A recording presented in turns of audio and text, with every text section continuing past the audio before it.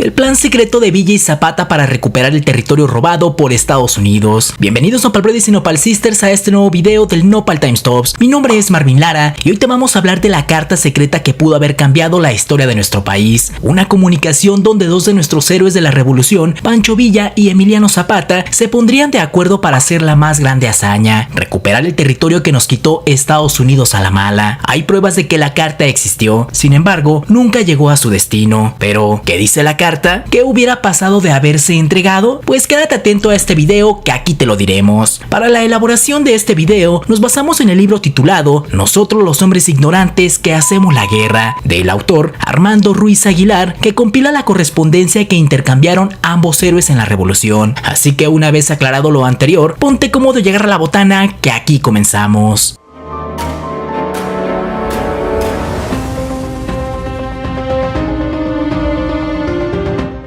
Número 1. Pancho Villa, defensor de la soberanía mexicana. Nadie le quitaba de la cabeza a Francisco Villa que Estados Unidos estaba interviniendo directamente en la Revolución Mexicana para favorecer la lucha de Venustiano Carranza. En este contexto, Villa le escribió la carta a Zapata en la que mostraba su enojo por haber sido derrotado cuando intentaba invadir el estado de Sonora desde Chihuahua, porque el enemigo contó con el apoyo indebido y descarado del gobierno americano. Además, aseguraba que Carranza pretendía firmar un acuerdo de colaboración con Washington que, según el revolucionario, ponía en riesgo la soberanía de México. Con ese acuerdo, Estados Unidos tendría carta abierta para aprovecharse de los recursos de México, todo a cambio de que los gringos le dieran el reconocimiento como presidente a Venustiano Carranza. El temor de Villa era real, pues aún estaban recientes las dos invasiones estadounidenses al país, la de 1914 y la de 1847, en la que México perdió la mitad de su territorio. Por eso, el Centauro del Norte consideró en su carta a Zapata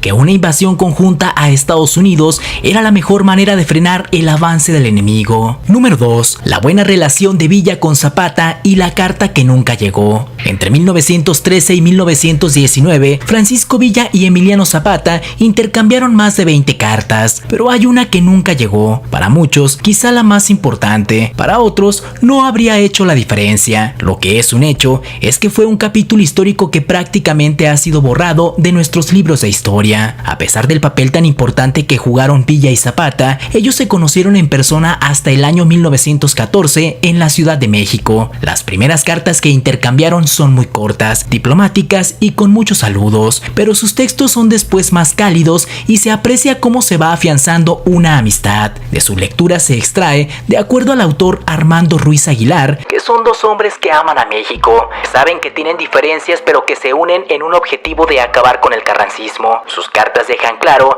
que tras su lucha había una visión que iba más allá. Muestran sus verdaderos ideales, que tenían una opinión política y un proyecto de nación. Por eso este libro, que compila toda su correspondencia, nos permite conocer de primera mano el pensamiento de dos figuras históricas mexicanas y lo que pudo haber sido si hubiera llegado la carta que jamás pudo leer Zapata. Número 3. Esto decía la carta de Villa a Zapata para defender nuestra soberanía. Fue el 8 de enero de 1916 cuando el Centauro del Norte le propuso a Zapata invadir Estados Unidos, y a la espera de una respuesta le otorgó un plazo de 6 meses para que reuniera a los suficientes soldados para llevar a cabo la invasión al territorio estadounidense. Y aunque el contenido de la carta es muy amplio y vale la pena leerlo íntegramente, aquí te dejamos algunos de los párrafos más importantes. Encontrándonos a inmediaciones de Agua Prieta y en vísperas de atacarla, llegó el enemigo por territorio americano y en trenes, un refuerzo de 5,000 carrancistas que el gobierno de los Estados Unidos permitió pasar. ¿Puede registrarse mayor acto de ofensa para el pueblo mexicano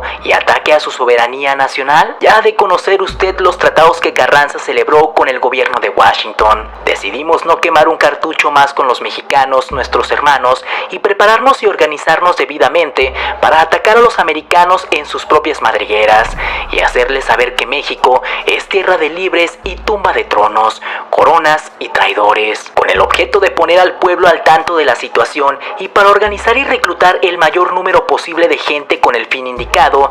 He dividido mi ejército en guerrillas y cada jefe recorrerá las distintas regiones del país que estime convenientes, mientras se cumple el término de los 6 meses, que es el señalado para reunirnos todos en el estado de Chihuahua con la fuerza que se haya logrado reclutar y hacer el movimiento que habrá de acarrear la unión de todos los mexicanos. Como usted es mexicano honrado y patriota, ejemplo y orgullo de nuestro suelo, y corre por sus venas sangre india como la nuestra, estoy seguro que jamás permitirá que nuestro suelo sea vendido. También se aprestará a la defensa de la patria. Como el movimiento que nosotros tenemos que hacer a los Estados Unidos solo se puede llevar a cabo por el norte, en vista de no tener barcos, le suplico que me diga si está de acuerdo en venirse para acá con todas sus tropas y en qué fecha, para tener el gusto de ir personalmente a encontrarlo y juntos emprender la obra de la reconstrucción y engrandecimiento de México, desafiando y castigando a nuestro eterno enemigo, al que siempre ha de estar fomentando los odios y provocando dificultades y rencillas entre nuestra raza. Número 4. El fin que tuvo la carta que nunca llegó a su destino. Lamentablemente esta propuesta nunca llegó a ser leída por Zapata. 2 meses después de ser escrita, la carta fue encontrada entre las ropas de uno de los mexicanos que perdieron la vida en el ataque liderado por Villa a Columbus en Nuevo México. El Centauro del Norte es considerado por esta hazaña como el único latinoamericano que ha encabezado una invasión a Estados Unidos. Sin embargo, acabó cumpliendo su plan en solitario y a la espera de recibir una respuesta de Zapata a su invitación que nunca llegó. El historiador Armando Ruiz Aguilar reconoce la incógnita en torno al hecho de que el documento se encontrara en ese lugar y 2 meses después de ser escrito. Es decir, por alguna razón Villa no esperó los 6 meses que había dicho en la carta y decidió adelantarse en su plan tan solo 2 meses después de que escribió el mensaje a Zapata. El otro hecho que llama la atención es que al parecer el mensajero nunca salió de Chihuahua y por el contrario, en lugar de ir a llevar la carta, se sumó a la expedición rumbo a Columbus. Incluso se maneja la versión de que pudo haber sido interceptado en el camino rumbo a entregar la carta por propios estadounidenses y que otro de los motivos de la invasión fue para recuperar al prisionero, quien habría perdido la vida en la refriega e intercambio de tiros. Número 5. Las dudas que existen sobre la carta. Varios expertos creen que la carta pudo haber sido sembrada de algún modo por los Estados Unidos como parte de una estrategia para después decir que había una conspiración en su contra o incluso cuestionar su veracidad por el hecho de que la caligrafía no corresponde con la de Villa. Sin embargo, Ruiz Aguilar defiende su importancia histórica y resta importancia a este detalle al recordar que en aquella época las personas con liderazgo dictaban las cartas a otras personas. Tras su hallazgo, la carta se mantuvo oculta en Estados Unidos. Sin embargo, se redescubrió y salió a la luz pública hasta 1975 y actualmente se conserva en los archivos generales de Washington. Número 6. ¿Qué hubiera pasado si Zapata habría recibido la carta de Villa? Respecto a qué habría sucedido si la hubiese leído,